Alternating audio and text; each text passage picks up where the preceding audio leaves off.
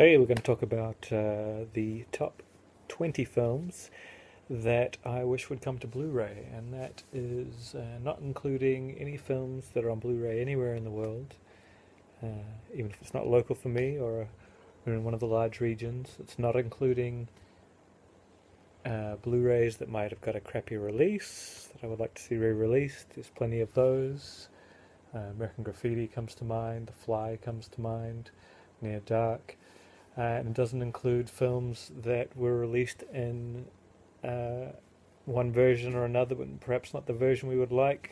So that rules out the original Star Wars trilogy, which of course we would all love to see, and Jason Goes to Hell uncut, which was the cut version was the only version released on Blu-ray in the Friday the 13th set, which was a big shocker and a big controversial thing, seeing that the uncut version is far superior and is readily available on DVD with a lot of special features.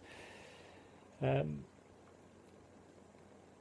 also not going to include films that Criterion have put out on DVD that they still have the rights to and will quite possibly put out on Blu-ray at some one stage or another. Things like The Samurai or Z or The Exterminating Angel. There's plenty of those titles which I think Criterion will most likely bring out.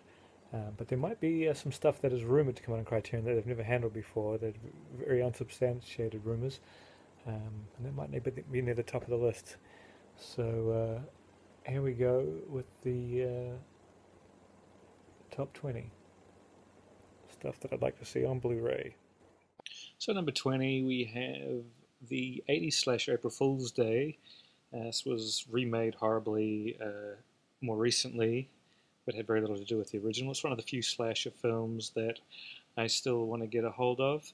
At number 19, we have Whatever Happened to Aunt Alice, which is sort of in a loose trilogy along with a couple of other psycho-biddy films, such as Whatever Happened to Baby Jane and one other that just escapes me right now. But it's actually my favourite of all those types of films that came out in that period. And it'd be nice to see on Blu-ray. Number 18, we have the somewhat forgotten, it seems, What Lies Beneath. It's surprising this hasn't had a Blu-ray release, but I thought it was a pretty solid thriller. Actually, I haven't seen it in a long time, so maybe a rewatch it wouldn't be as desirable, but I'm definitely keen to check it out again in high def. And at number 17, we have the film My Bodyguard, starring Matt Dillon and Adam Baldwin of Firefly and Full Metal Jacket fame. Just a really good, gritty film, which I've seen a bunch of times over the years on television. I think it'd be nice to see it in the Blu-ray treatment. And at number 16, we have the sequel to When a Stranger Calls, which the original When a Stranger Calls has been released on Blu-ray in a double set with Happy Birthday to Me. It's a shame it wasn't released with its sequel. It's a very underrated sequel, which is actually quite a maligned film, but I really enjoy it, When a Stranger Calls Back. As you can see on this poster here, both these films were quite influential on Scream, which came much later. Number 15 is Psycho 4. Now, the other Psycho sequels have been released on Blu-ray, so I'd like to see Psycho 4 released. Psycho 4 actually skips the continuity set by Psycho 2 and 3 and more plays as a sequel and prequel to Alfred Hitchcock's original Psycho. Then we have number 14, which I'm going to put a little favorite from when I was younger, a pretty good family film, Turk 182. If you don't know much about that, look it up. It's an interesting little film, which is a little underseen. Number 13, we have The Plague Dogs, written by the same author of Watership Down, and the film was created by the same team who brought us the film version of Watership Down. So it's very similar to that, but actually a little bit more depressing, and definitely Watership Down younger kids could possibly watch, but this one I wouldn't think I wouldn't recommend for younger children. And then at number 12, we have Play It Again, Sam, which is a Woody Allen film that he didn't direct, but he did write and star in, and it feels very much in the Woody Allen vein. One of his best early films, highly entertaining, very funny, and yet to see some of them on Blu-ray. Number 11, we have Hell in the Pacific, the John Boorman film. I have this on DVD. Would love to see it come on Blu-ray. It's set in the Pacific, so we'd have some really lush colours. Number 10, we have The Bedford Incident, which is a really interesting film. Kind of feels like an episode of The Twilight Zone. It's reminiscent of the film Final Countdown in some ways also, although it's not a time travel film. And it stars the ever good Sidney Poitier as well as Richard Widmark. And number 9, we have Alfred Hitchcock's Suspicion. Now, I have most of Alfred Hitchcock's films on Blu-ray, but Suspicion still only on DVD, and would be very keen on the upgrade. And number 8, we have Andrew Dominik's debut film, Chopper. Still his best film in my opinion. It made Eric Bana a star internationally. Excellent Aussie crime film.